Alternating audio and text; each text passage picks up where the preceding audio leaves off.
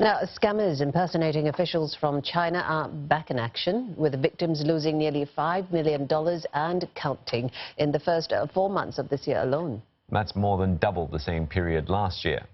65 cases were reported from January to April.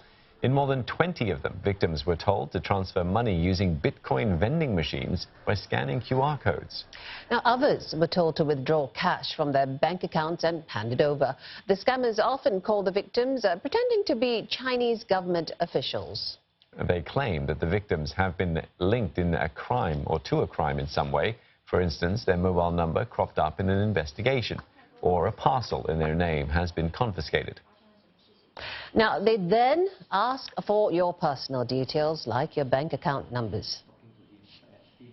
讲到一个钟头，就是在电话上也是有他拍的那个地方哦，感受就是很紧张。对方的警方就是讲你一定要配合他，配合他的那些的那个步骤，才可以正确洗明我的清白。